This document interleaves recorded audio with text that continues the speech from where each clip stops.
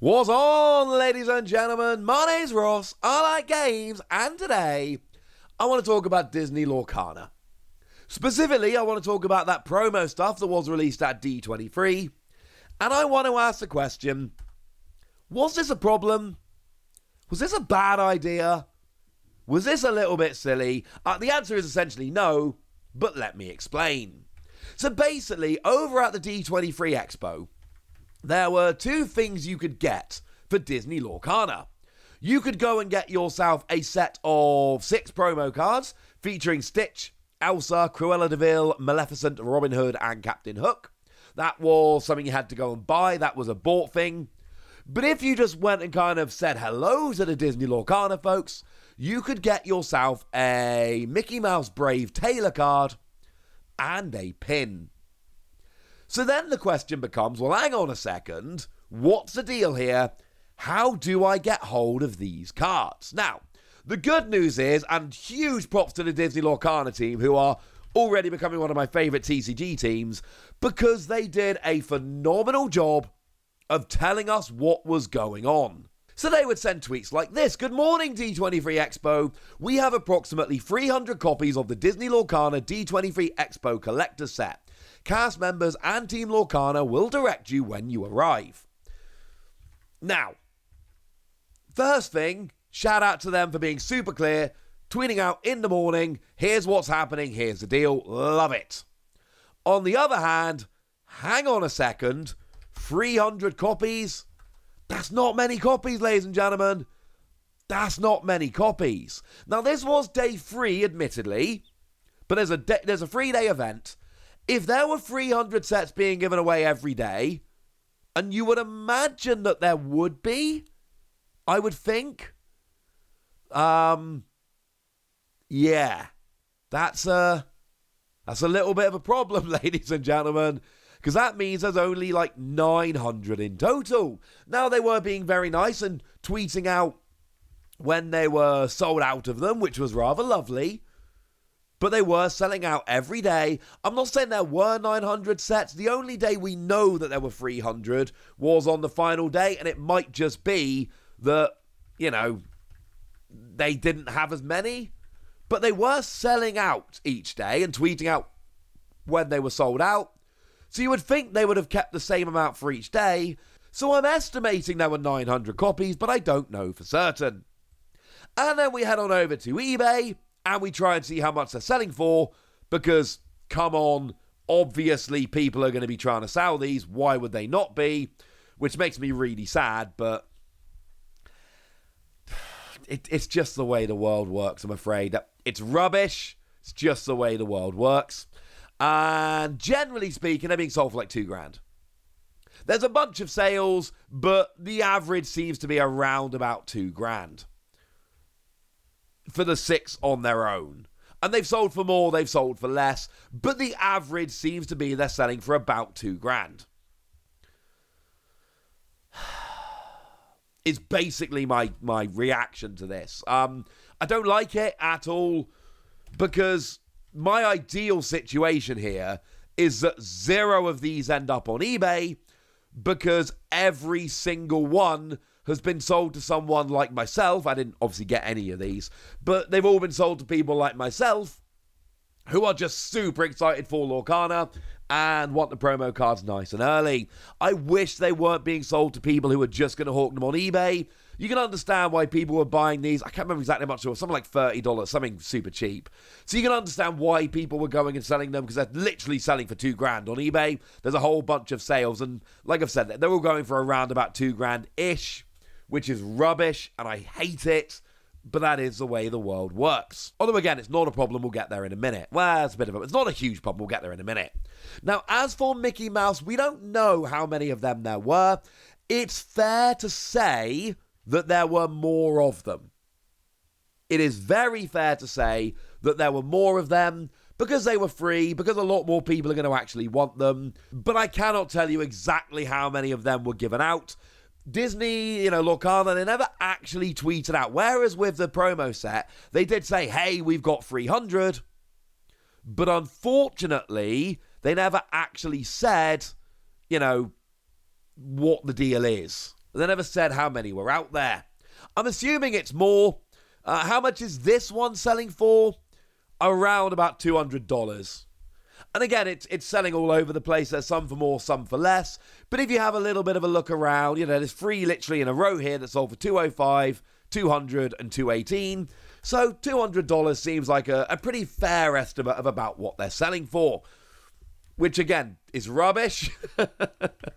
Because these are cards that people picked up for free. And once again, I'd much rather the people that picked these up were people who were going to be obsessive Lorcana fans and go and play the game, rather than people who are picking them up for free just to go and sell them for 200 quid over on eBay. But unfortunately, ladies and gentlemen, that's just the way it is. I don't like it. It makes me sad. These are being hawked. But if anybody's wondering about the rough value of these cards, the 6-card collector set, the value seems to be about $2,000. And the Brave Taylor Mickey seems to be, or Brave Little Taylor, seems to be about $200. I don't like it at all. I think I've made that super clear in this video, but that's about what they're selling for. So why do I keep telling you it's not a problem? And the answer is, Disney Lorcana tweeted out multiple times things like this. All Disney Lorcana cards at D23 Expo, whether they are included in the collector's set or the promo card, will be available in the first set, the first chapter, being released in fall 2023. And that's why I'm not worried, ladies and gentlemen. Now, don't get me wrong, I'd rather have access to these cards. Because if you look at the cards, there is a way to tell them apart. You'll notice, if we look at Mickey in the bottom middle there, it says D23 Expo first. So these are always going to be very valuable cards. These are always going to attract a premium from collectors because they've got that stamp on them. They are always going to be more sought after than the regular set versions. Now, they did follow up with another tweet saying the only difference between the cards available at D23 Expo and what will be released in the first chapter will be the card treatment, that is the foil, and they will not have the D23 Expo and first edition marks. They will be functionally the same. It even sounds like the art is going to be the same. And it's just the stamp which is going to be different, and, the foils might be a bit different. Not ideal, but actually a pretty good way to do it. And I loved this follow-up tweet from the team, because they clearly know what we're thinking. We're celebrating D23 Expo without putting future players at a disadvantage or preventing collectors from collecting these characters. Yes, I know that a lot of collectors are going to want the big fancy versions with the stamps, but these are the premium cards. You're going to pay a premium. If you want the artwork or the cards, if you want to play with them, they are going to be available. And Disney did tweet out, or the Lorcana team did tweet out multiple times that this was the case, that these cards are going to be in the first set, and that's about the best you could hope for. Clearly, what they wanted was a way to hype up the game, give out some promo cards, and basically celebrate that the game is coming, and they did this with these awesome promos. But they are very aware that people don't want exclusive promos that can't be played with because you weren't at that event 18 months before the game came out. So what they've, or not quite that, but 12, 15 months before it came out. So what they've done is they're making it available in the first set. Honestly, what more could you hope for? Because let me give you an example of a game that did it in a very, very, very bad way. The Transformers trading card game. You see, when the Transformers trading card game was launching, there was a promo pack that was given out at Gen Con. And it had Cliffjumper the character, Slipstream the character, and a couple of battle cards, including All Out Attack. And the problem was that Slipstream was a kind of interesting character that did see a bit of play here and there. All Out Attack was a pretty good card that saw a bit of play here and there. And Cliffjumper was a phenomenal card, and the very first big tournament the Transformers held was won by a deck that had Cliffjumper in. Now, they eventually reprinted these cards in what was called the Energon edition, which was a very large box, which cost a lot of money and was hard to get hold of. to put it another way, yes, they made these cards more available, but they basically did so in a way that was still hard to get hold of, very expensive, and a long time after the card officially came out. And they didn't even learn their lesson, because the following year at Comic-Con and some other, and admittedly it was at multiple conventions rather than one, but they released a new convention pack, which had 3 characters in: Private Camshaft, Private Downshift, and Sergeant Overdrive, which were only available in these convention packs. So they were actual playable cards, some of which were good, that were only available in packs that could only be gotten at conventions. Now, I will say the 2019 convention pack was actually pretty available, and it wasn't a ridiculous price, but the 2018 convention pack really was ridiculous. It was hundreds of dollars, the cards in it were good, and they weren't available for a long time anywhere else. It was rubbish. That is a bad way, and I'm sorry to the Transformers team, because I loved that game, and I think generally the way that the folks at Wizards of the Coast did that game, I loved it. I was in on that game from the start to the finish. But the convention packs were a mistake, and it was a bad way to release promos, which really disadvantaged your player base.